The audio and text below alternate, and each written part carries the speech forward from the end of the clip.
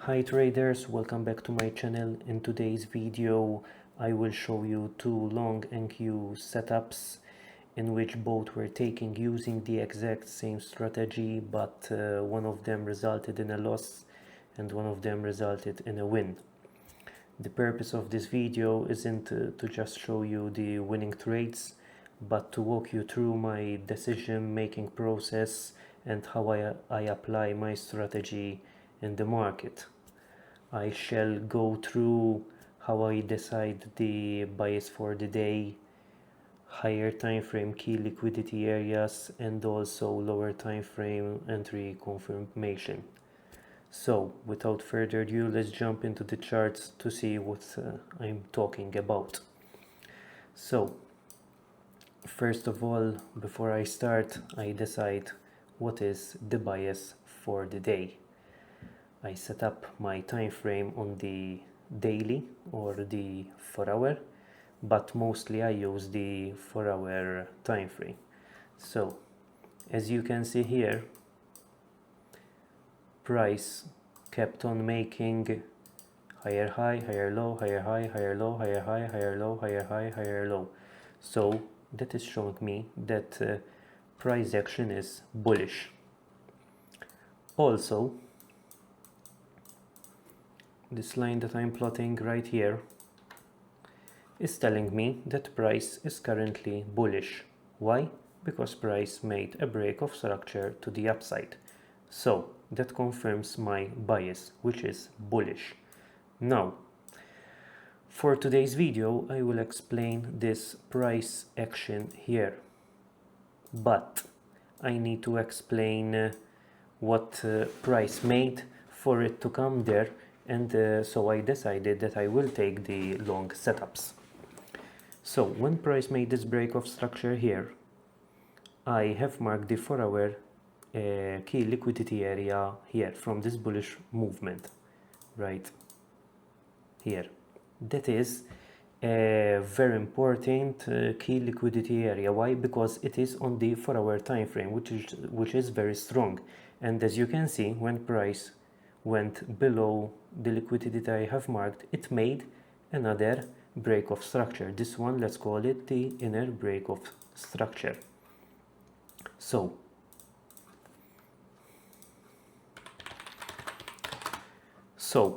now that price have made this inner break of structure from this price action here, this bullish movement, from there I have marked key liquidity areas from the higher time frame, which is the 4-hour, and then I have dropped to the 1-hour to see a more clear image of that price action area.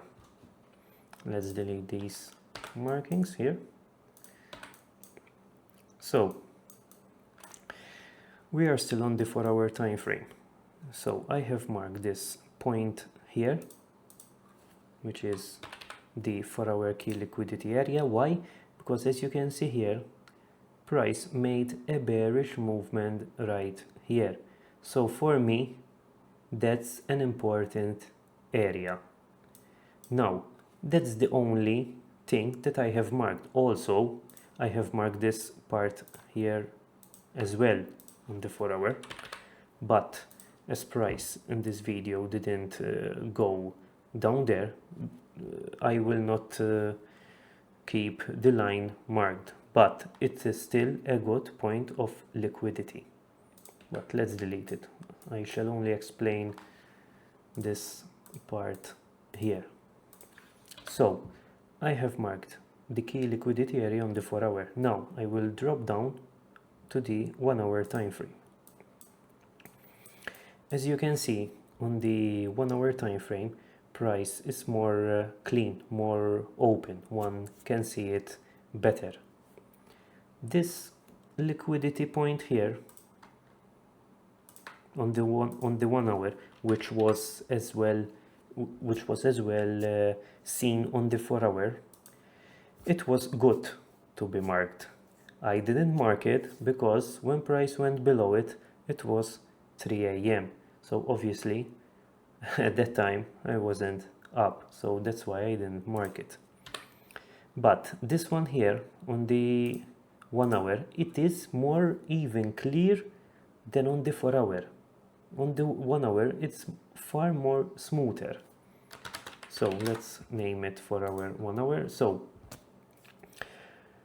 till now, things are very simple. We decided the bias, why we went for the bullish bias, and also marked key liquidity areas on the 4 hour and the 1 hour. So very simple.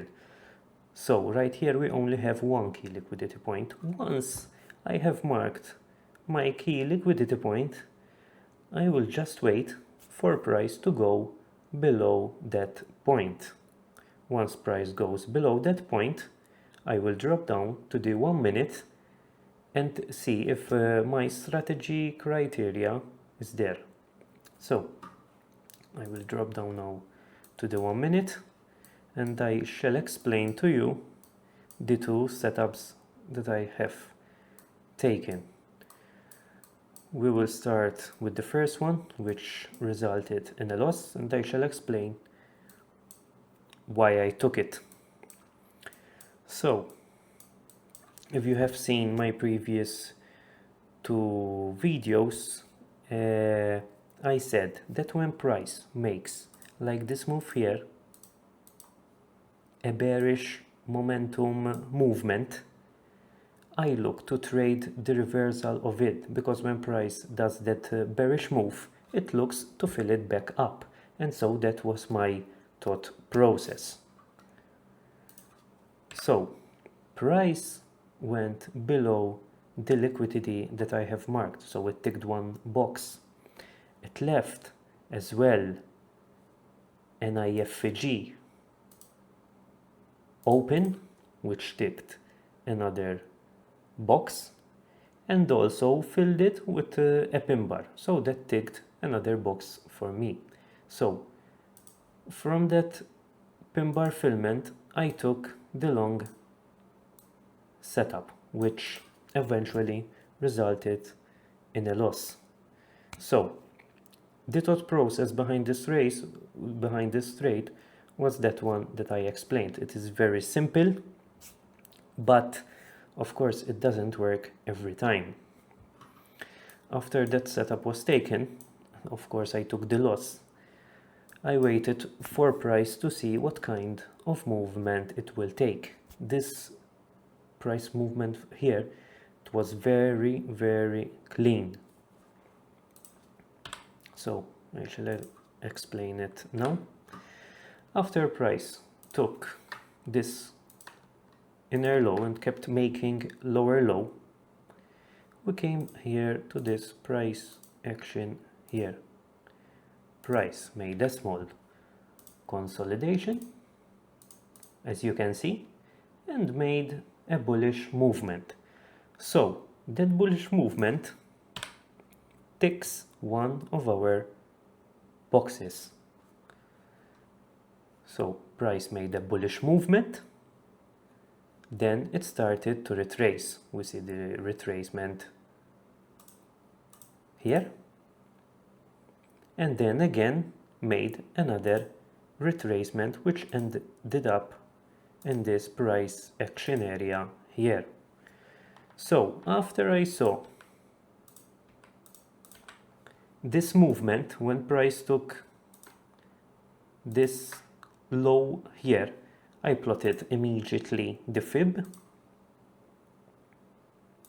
and marked from the bullish movement on the left the price below the 61.8 of the fib, because that's the point of the inner liquidity which I wanted price to go below for me to take a trade. So the only price action there to be marked was this one here, this one here, and this one here, which was nearly exact like the other. So also another confluence, and which ticks my box as well, was this fair value gap right here, the 1 minute fair value gap. Now I will delete this fib as I don't longer need it, And also price had left an IFG as well, which is this one here. Let me name it 1 min IFG. So this setup ticked all of my boxes, but for the entry one could have taken or the aggressive entry or else the more safer approach. What do I mean by this is the aggressive entry is when this pin bar here was done, the long was good to be taken. Why? Because price made the bullish movement, retraced and went below the 61.8 of the fib plus the inner liquidity here that I have marked, filled a fair value gap, and on the first bullish candle that price makes, the long entry can be executed. And like that, one would have gained around 10.2 R, which is a very simple trade, 10.2 R. Of course, if you have let the trade run, it would have gone much more higher, as you can see.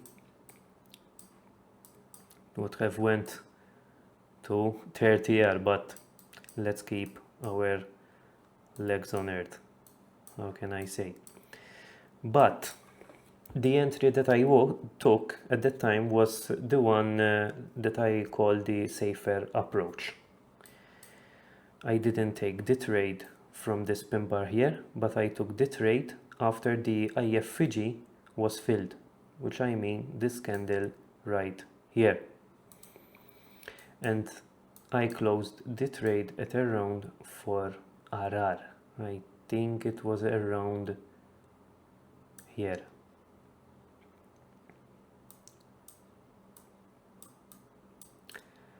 So the stop loss needs to be done below the bullish movement point, the starting of the bullish movement, and for the take profit I had marked this price, this order block here. I made it till in the middle, not at the upper part of it, because I like to play it safe. If price didn't go for the order block high and eventually it would have reversed, I would have lost the trades, because I don't do break-evens. It's either a win or a lose. So I made it a little bit lower in the middle part of the order block, and so I have closed it at around 4 R. Of course, if you have let the trade run, like I explained earlier, you would have gained around 11.5 R. So for today's video, that's all. I shall make a quick recap of it. First, we decide the bias for the day by going on the 4-hour time frame and decide the bias. While still on the 4-hour, you need to mark the higher time frame key liquidity points, and also on the 1-hour as well. And once you're done, you have to do nothing else, just to wait for price to go below the liquidity you have marked. And as I have showed you here, you wait for the bullish movement, you wait for its retracement, you plot the fib from the bullish movement low till the high, and you just need to mark the price action below the 61.8% of the fib.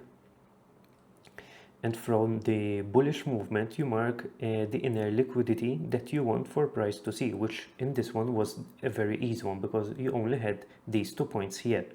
Also, when price goes below that and you have as well a fair value gap, that is another confluence. It ticks another box. And then you execute the entry or on the first bullish candle or else on an IFG that got filled. So that's all for today, but I have just one question left for you. I want to know if you would have traded both these setup. If so, leave a comment, and don't forget to subscribe if you want to see more NQ price action breakdown like this. Thank you very much.